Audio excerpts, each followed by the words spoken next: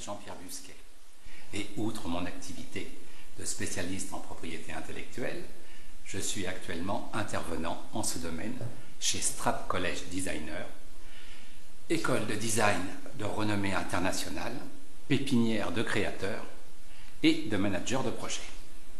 Aujourd'hui, je suis ravi de pouvoir partager mon expérience en propriété intellectuelle avec vous concernant les designers, qu'ils travaillent seuls, indépendants, en équipe ou en recherche collaborative avec des entrepreneurs. Comme vous le savez, les designers peuvent être considérés comme des architectes des produits nouveaux. Ils impulsent leurs réflexions concernant la technologie, concernant le dialogue homme-machine, c'est ce qu'on appelle le design interactif, ou le design appliqué sur des produits. Ces designers créent donc des innovations dans différents domaines. L'art pur, le design appliqué, le design interactif, voire même la technique pure. Ces créativités soulèvent donc 4 questions principales. Est-ce nouveau? Comment revendiquer sa création? Comment la protéger et comment l'exploiter? En ce qui concerne la nouveauté, cette nouveauté, au début, quand vous travaillez sur un sujet, il faut savoir que vous n'êtes pas le seul.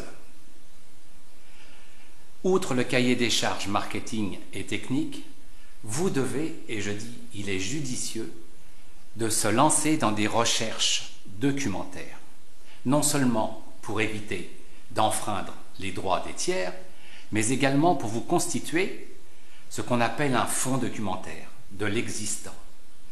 C'est avec cet existant que vous pourrez progresser. Comme le disait Pasteur, c'est en lisant les travaux des inventeurs que la lumière de l'invention s'allume et s'entretient. Eh bien, vous avez quelques outils pour faire des recherches sur les modèles déposés à travers le monde, sur les brevets déposés à travers le monde. Ce sont des bases de données gratuites que l'INPI, l'Europe, vous propose. Ces recherches vont vous permettre de trouver des documents antérieurs et c'est à vous de juger s'ils sont pertinents ou pas pertinents. Dans le cas où vous trouvez des brevets ou des designs qui seraient gênants pour votre projet, il est prudent de consulter ce que l'on appelle un conseil en propriété industrielle. Attention, cette nouveauté est fragile. Non seulement vous allez garantir votre nouveauté par rapport aux tiers, mais il ne faut pas la divulguer à des gens ou à des sociétés qui n'ont pas signé de contrat de confidentialité. Car toute divulgation non soumise au secret, automatiquement va détruire cette nouveauté et va vous faire perdre des droits que l'on verra après. Deuxième question soulevée, la titularité ou la paternité. Eh bien oui, vous travaillez sur votre sujet, mais sachez qu'il y a d'autres personnes qui travaillent, d'autres équipes, des concurrents, des collègues et malheureusement des personnes malveillantes. Alors, je vous conseille, tout au long de votre étude, de constituer des preuves. Qu'est-ce que ça veut dire constituer des preuves?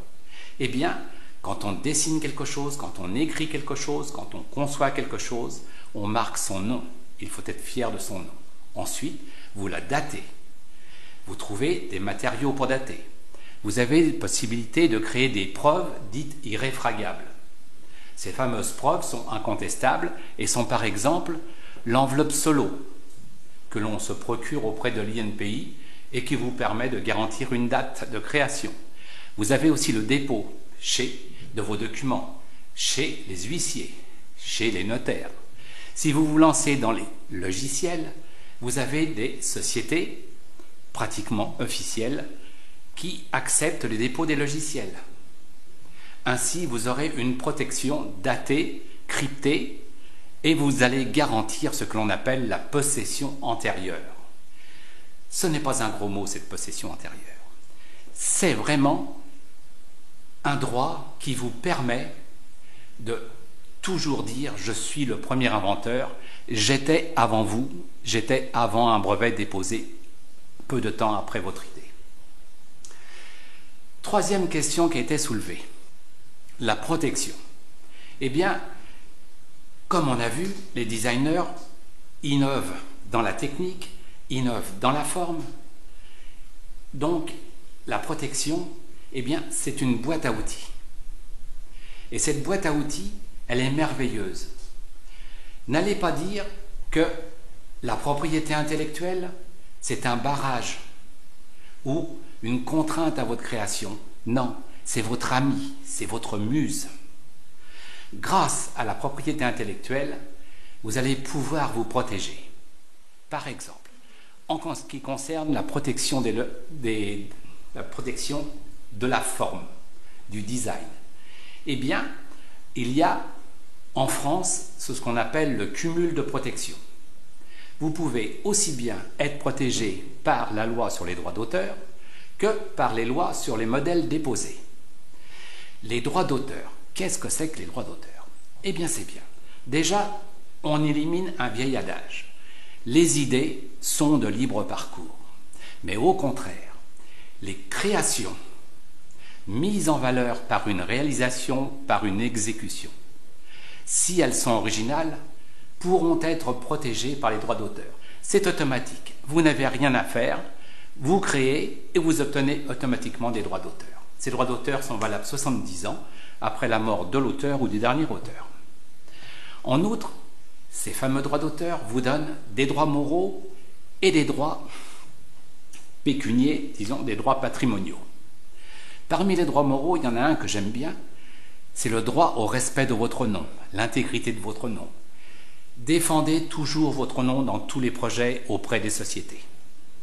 Tout créateur a le droit à revendiquer son nom, c'est important. Ensuite, il y a les droits patrimoniaux, ça c'est le côté monnayable de vos créations. D'autre part, on a dit par les droits d'auteur et par les modèles déposés.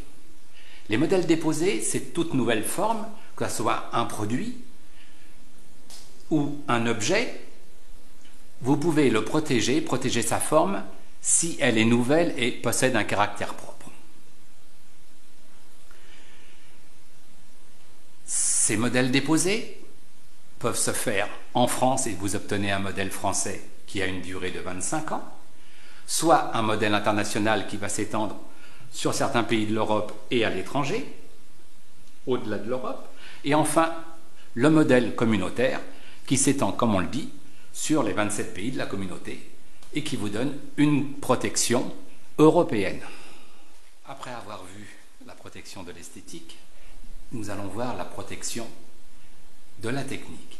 Et oui, les designers initient aussi des créations techniques. Ils se posent des problèmes techniques, ils résolvent ces problèmes techniques. Par conséquent, ils ont droit à ce qu'on appelle des brevets. Si l'invention est nouvelle, inventive et d'application industrielle, alors cette invention peut être protégée. Les logiciels, s'ils ont une application technique, par exemple, dans le design interactif, peuvent être protégés par des procédés ou par un brevet concernant les logiciels. Les brevets ont une durée de 20 ans et vous protègent contre d'éventuels contrefacteurs. En outre, vous pouvez les étendre à l'étranger par différentes voies, telles que par exemple la voie européenne ou la voie PCT qui couvre l'Europe plus des grands pays étrangers.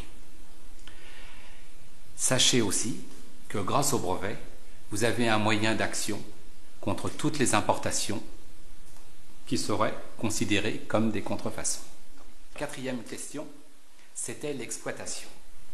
Fort de vos différents droits, vous avez vu, les brevets, les droits d'auteur, les modèles déposés, et j'avais oublié les marques, parce que sachez que lorsque vous avez trouvé quelque chose de nouveau, un produit nouveau, pour le faire connaître au public, vous avez besoin de déposer une marque. Une marque, c'est puissant. Ça représente la qualité de vos produits, la qualité de vos services aux yeux du public. Alors pensez toujours à ce petit volet des marques.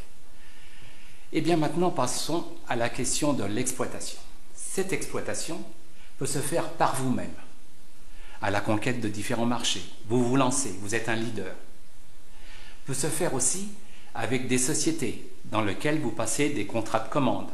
N'oubliez pas d'insérer des clauses de propriété industrielle.